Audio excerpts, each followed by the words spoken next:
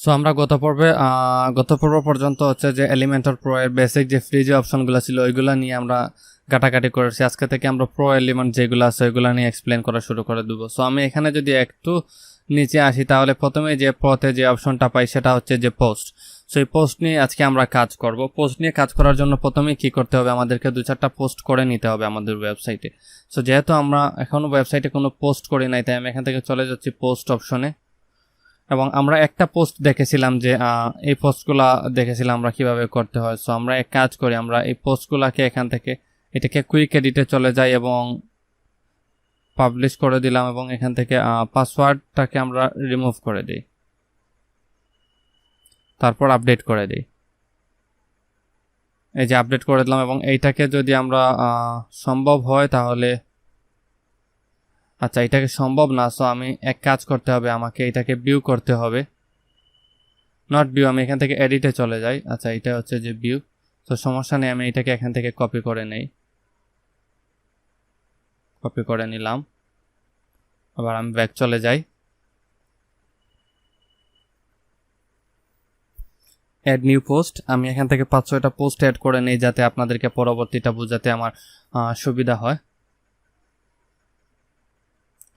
So আমি প্রথমে এখানে এই ডিসক্রিপশনটা পেস্ট করে দিলাম এবং টাইটেলটাকে কপি করে এখানে টাইটেলে পেস্ট করে দিই এবং এখানে আবার ক্লিক করে কন্ট্রোল এ দিয়ে কন্ট্রোল সি করে নিই। ওকে, এবং সেট ফিচার্ড ইমেজে ক্লিক করে দিই। একটা ইমেজকে এখান থেকে সেট ফিচার্ড ইমেজে ক্লিক করে ফিচার্ড করে দিলাম। এবার আমি এখান থেকে পাবলিশ করে দিই।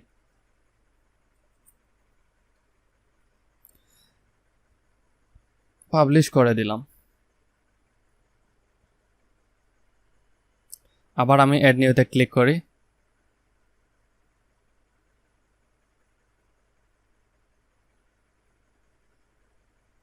এবং এখানেও সিমিলারভাবে আমি এখানে এই জায়গাটায় পেস্ট করে দিই এবং এইটাকেও এখান থেকে কপি করে নেই।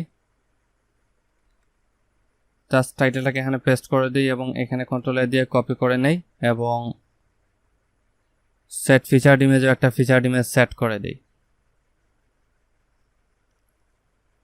এবার পাবলিশ করে দিই।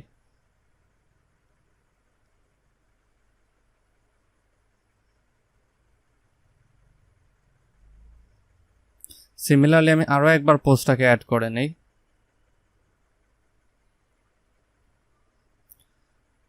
আগের মতন করে এখানে পেস্ট করে দিলাম, তারপর টাইটেলটাকে এখান থেকে কপি করে নিলাম এবং অ্যাড টাইটেলে এখানে পেস্ট করে দিলাম। একটা সেট ফিচার্ড ইমেজে ফিচার্ড ইমেজটাকে সেট করে দেই। ফিচার্ড ইমেজটাকে সেট করে দিলাম, সেট ফিচার্ড ইমেজ, তারপর এখান থেকে পাবলিশ এবং এই পেজে গিয়ে ওইটাকে রিফ্রেশ করে দিই, রিলোড।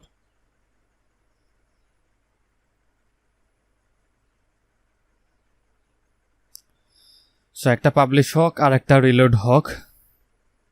সো আপডেট হয়ে গেছে। আমি এবার এখান থেকে এই পেজে চলে আসি। আসার পর এটা লোড হচ্ছে, লোডটা নিয়ে নিক। এটা অনেক সময় এরকম লোড নিতে পারে না। এবার আমি প্লাস আইকনে ক্লিক করে একটা সেকশন নিতে পারি, অথবা এখানে জাস্ট আমি একটু স্ক্রল করে এই যে পোস্টটাকে ড্র্যাগ অ্যান্ড ড্রপ করে এখানে এনে ছেড়ে দিলাম। সো এটা একটু টাইম নেবে, নেওয়ার পর এই পোস্টগুলো এখানে চলে আসবে। এই যে দেখুন এখানে 4টা পোস্ট চলে আসছে। ওকে, আমি যে পোস্টগুলো করেছিলাম ওই পোস্টগুলো চলে আসছে। এখানে একটা জিনিস আমাদেরকে করতে হবে যে লেআউটে প্রথমে যেটা আছে ক্লাসিক থেকে আমরা কার্ডস করে দিতে পারি।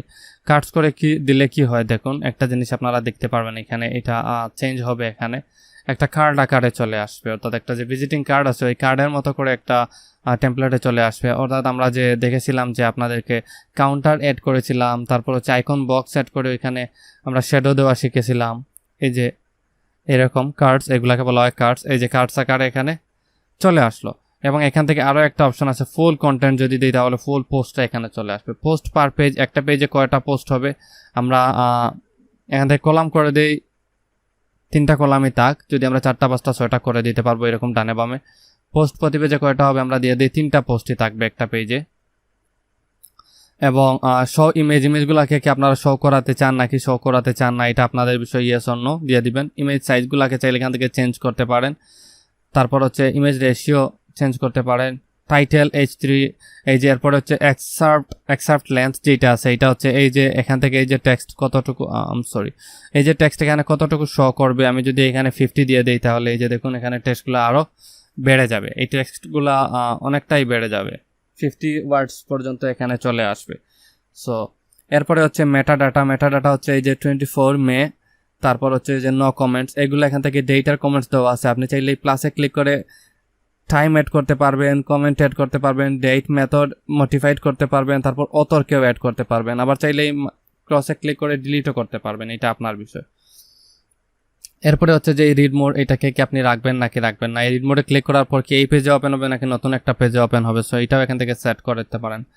এই ব্যাচটা অ্যাড করে দিতে পারেন, এই যে বাংলা নিউজ এইটাতে কোনো নিউজ নাই, এটা চাইলে এখান থেকে অ্যাড করে দিতে পারেন। অ্যাভাটার, এই যে অথরের যে ইমেজটা চাইলে অ্যাড করে দিতে পারেন, আবার চাইলে অফও করে দিতে পারেন। সো এইটা গেল। এরপর হচ্ছে কোয়েরিতে গেলে আমি কি দেখতে পাই, ক্লিক করলাম কোয়েরি, ডেট অল ডেটের পোস্ট এখানে আসবে। এখানে যদি আমি প্লাসে ক্লিক করি তাহলে অথর বা টার্ম এটা কিছু না, অল ডেটে ক্লিক করলে অল ডেট আসবে, পাস্ট, উইক ইত্যাদি চলে আসবে। এরপর হচ্ছে অর্ডার বাই ডেট হবে, টাইটেল হবে মেনু অর্ডার, মানে হচ্ছে এরকম অর্ডার কোনটার পর কোনটা আসবে এটা এখান থেকে সিলেক্ট করে দিতে পারবে। অর্ডার ডিএসসি মানে হচ্ছে ডিসেন্ডিং, আর এএসসি মানে হচ্ছে অ্যাসেন্ডিং মানে হচ্ছে নামের সিরিয়াল অনুযায়ী আসবে, ABCD ওই রকম, আর ডিসেন্ডিং মানে এলোমেলো হয়ে আসবে। তারপর হচ্ছে ইগনোর স্টিকি ফটো, এরকম স্ক্রল করলে যে স্টিকি ফটোসটা আছে ওইটা ইগনোর হবে।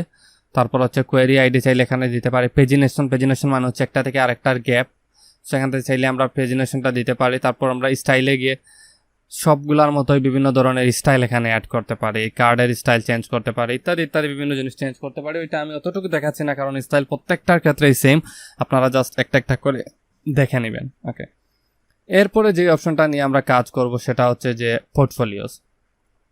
এটা একটা ওয়েবসাইটের জন্য মোস্ট ইম্পর্ট্যান্ট। আমি যদি পোর্টফোলিওটাকে এখানে ড্র্যাগ অ্যান্ড ড্রপ করে এনে ছেড়ে দিই, যদিও আমরা এখানে কোনো পোর্টফোলিওস অ্যাড করি না, আমরা মাঝে মাঝে কখনো কোনো ওয়েবসাইটে ঢুকলে আমরা দেখতে পাই যে অনেকগুলো পোর্টফোলিও সাজাই রাখছে যে এটা আমার এই কাজ, এটা আমার ওই কাজ, ইত্যাদি ইত্যাদি।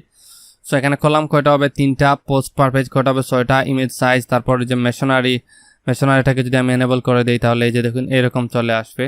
এবং কোয়েরিতে যদি যাই, এখানে আমি চাইলে পোস্ট অ্যাড করতে পারবো, landing pages, manual selection, current query, related. আমি যদি ম্যানুয়াল সিলেকশনে দিই তাহলে আমি ম্যানুয়ালি এখান থেকে সিলেক্ট করতে পারবো যে ওই জিনিসটা আমি এখানে আসবে। সো আমি এখানে আপাতত পোস্টটা দিয়ে আপনাদেরকে বোঝানোর চেষ্টা করতেছি যে এই পোস্টগুলোই হচ্ছে আমার কাজ। এরপর এখানে ফিল্টার বার চাইলে আমরা এখানে শো করতে পারি যে একটা ফিল্টার বার থাকবে, এবং ট্যাক্সোনমিতে এখান থেকে আমরা ক্যাটাগরিজটা টেক্সটটাকে সিলেক্ট করে দিলাম।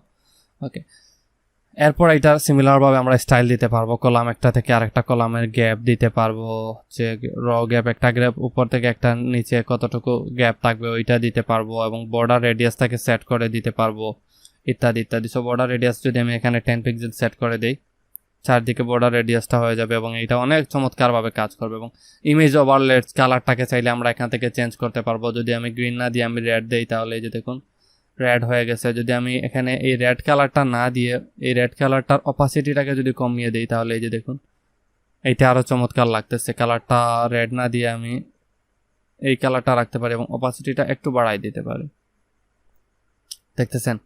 এটাকে আরও একটু সরাই দিতে পারি, এই জায়গাটায় নিয়ে আসতে পারি, এই যে এরকম। তারপর ফিল্টার বারের কালার, টাইপোগ্রাফি ইত্যাদি অনেক কিছু চেঞ্জ করতে পারি, এগুলো আপনারা একটু দেখে নেবেন। সো এই পর্ব এতটুকু পর্যন্ত, আগামী পর্বতে পরবর্তী কোনো জিনিস নিয়ে এক্সপ্লেন করব। Thank you.